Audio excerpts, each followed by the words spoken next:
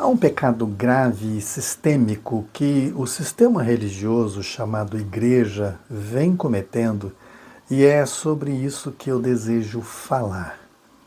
Em tempos antigos, conhecido como os tempos bíblicos, quando os israelitas estavam sofrendo sob a opressão egípcia, o faraó ignorou seus lamentos. Ele se fez de surdo. Mesmo sob pressão e sofrimento de seu povo, ele se recusou a libertar os israelitas. Antes, decidiu aumentar a sua carga de trabalho sem dar ouvidos à sua dor.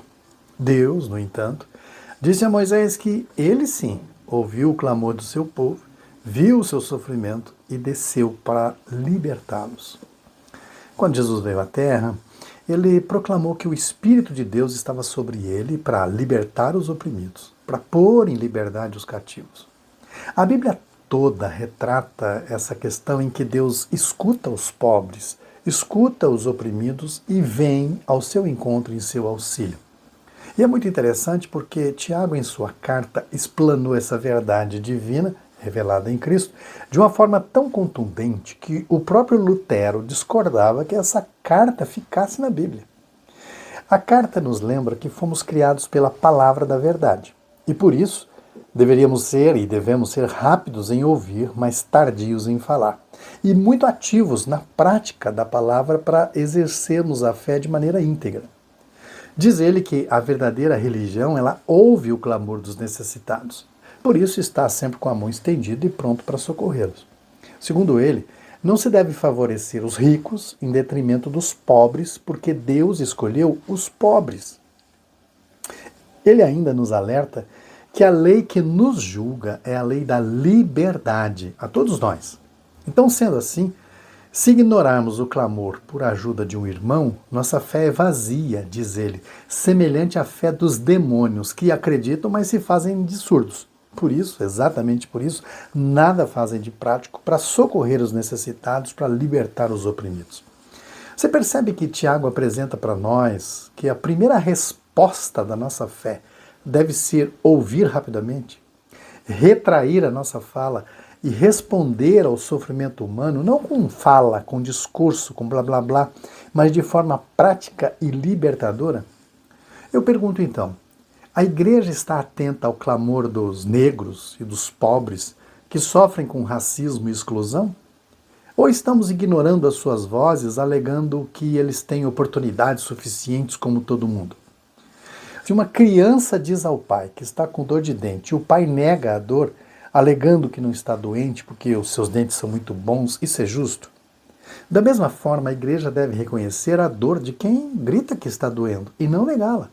Deve ser compassiva e solidária, como Jesus foi, empático. A igreja deve ouvir a dor dos que sofrem e não negar a existência dessa dor. Há quem acuse os movimentos sociais de criar essas questões, esses conflitos, mas esses movimentos estão tentando dar voz aos que já sofrem, já que a igreja está falando muito, mas não está ouvindo o que eles estão gritando. É urgente que a igreja reconheça a sua falha em cumprir seu papel, admita seus erros e se arrependa para que possa haver mudança. Falando em arrependimento, esse é um tema que deve ser muito bem observado.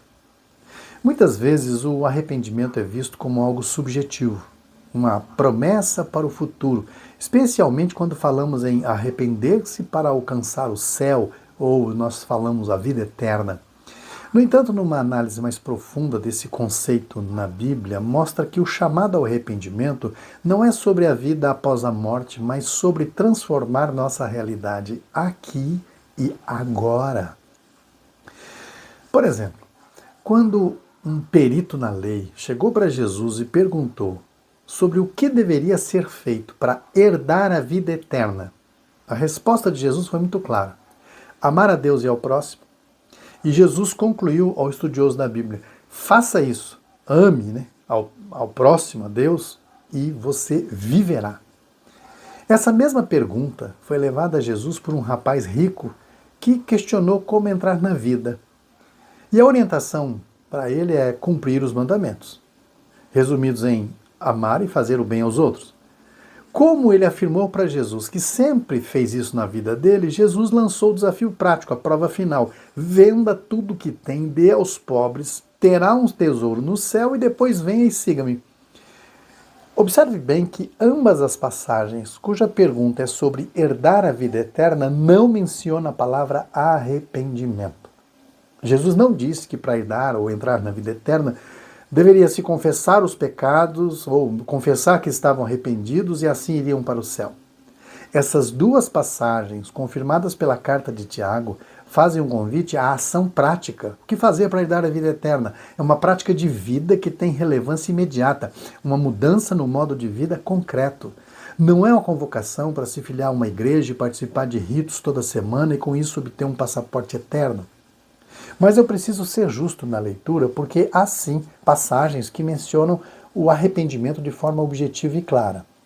E uma delas aconteceu quando pessoas religiosas buscavam para serem batizadas e com isso evitar a ira futura divina, ou seja, depois. Elas queriam, através de um rito, expurgarem os seus pecados. Mas os pecados eram tão graves que chegaram a ser chamados de raça de víboras, porque essas pessoas não davam ouvidos aos pobres e excluídos e queriam um carimbo para a eternidade. Nessa hora que buscaram o batismo, esses religiosos foram advertidos. Arrependam-se e mostrem frutos desse arrependimento. Mudem seu modo de viver agora, pois apenas rituais não são suficientes para evitar o juízo. Concluindo, enquanto igreja, devemos ser rápidos para ouvir, lentos em falar, e mudar a nossa atitude em relação aos pobres e marginalizados hoje, aqui, agora, oferecendo ajuda real e não oferecer uma eternidade desconectada de um socorro autêntico, concreto. Quando Paulo escreve a Tito sobre como devem ser os pastores, está escrito no capítulo 1, verso 10, que os falsos pastores, eles estão arruinando famílias inteiras, ensinando coisas que não devem e tudo por ganância. Que Deus nos livre dos maus e que haja arrependimento da igreja e haja uma mudança total para que todos possamos viver aqui e agora a eternidade que já está presente. Porque se é eterno, não vai começar um dia, porque a eternidade não tem começo nem fim, é já.